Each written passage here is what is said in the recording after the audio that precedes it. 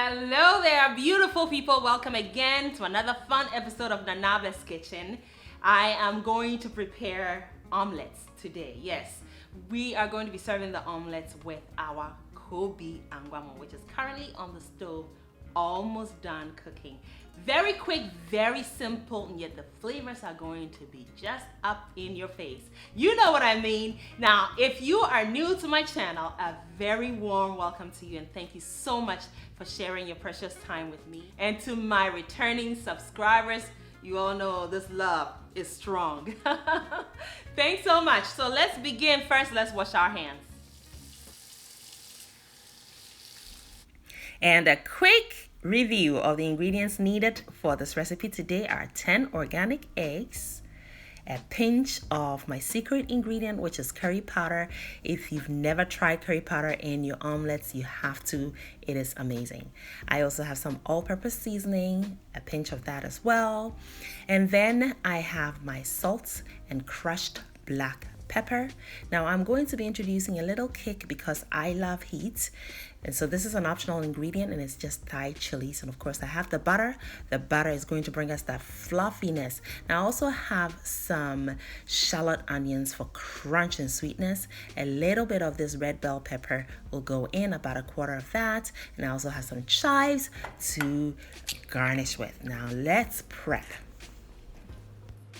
Begin by cracking your eggs into a bowl.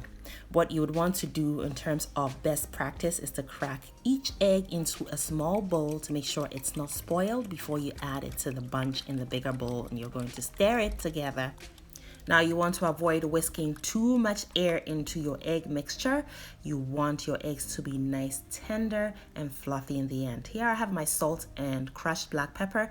I've added 2 tablespoons of just water from the tap to dissolve the salt before I pour it in. I find that this helps the eggs to cook really fluffy in the end and so tender, almost melts in your mouth.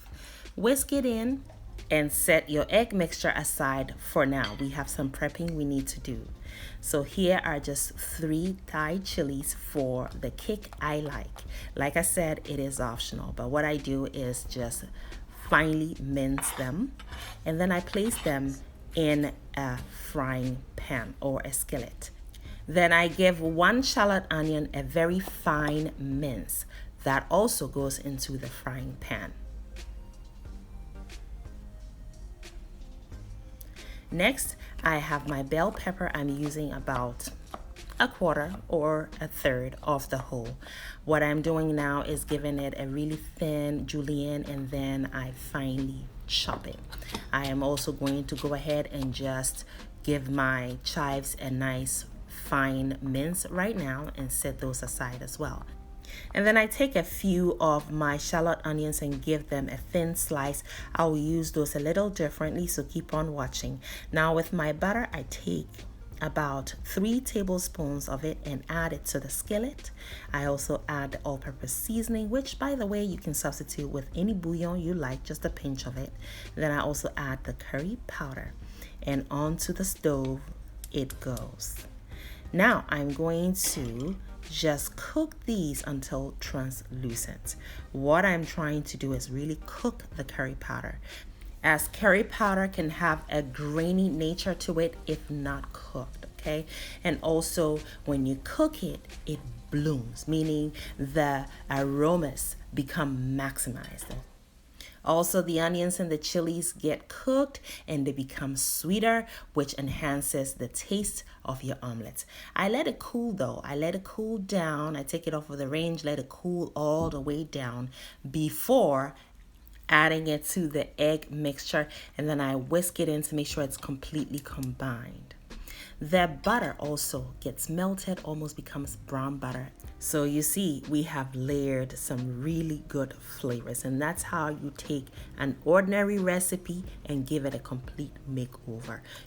Now I have melted some butter in the skillet, same skillet I cooked the onions in, and I have poured in some of the egg mixture, and I immediately go in with a spatula and start moving the eggs as they cook on very low heat, which is key. I start moving them from the edges of the pan into the middle. You create fluffiness by doing that. So you do not want to just pour the egg mixture into the pan and leave it to cook. No, you want to go in and stir it. All right, that's how you create that fluffiness. Now I have introduced my crunch factor, which is the thinly sliced shallot onions just before the runniness solidifies. Okay, now I've taken the skillet and I have made a fist, and all I'm doing is just giving the handle of the skillet a few gentle whacks while tilting the skillet away from me. That way the omelet slides gently to one side so I can fold it over. Now I think this came out beautifully. I think it's very stunning. Leave me a comment. Let me know what you think. I'd love to know. Let's make another one. So I've melted the butter again and I've poured the egg mixture in. This time I'm adding my chopped ingredients immediately, and then I go in and begin stirring right away to create that fluffy tenderness. All right, so now you can see that on the top it still looks kind of runny, and that's when you want to go in with your crunch factor, which in this case are the thinly sliced shallot onions, so when they cook they can actually adhere to the omelette, so they're not flying all over the place when you go to flip them. And voila, another one is done. We are all set, cooked in small batches, and just look at how gorgeous these are. And we enjoy these beautiful omelets feast style with our recent rice pilaf made with salted tilapia, which was a hit on my dining table. Yes, that recipe is also linked below if you'd like to check it out. Thank you so much for spending your very quality and precious time with me today. I will be seeing you pretty soon on my next one, and in the meantime, I hope you're able to try your hands on this gorgeous recipe.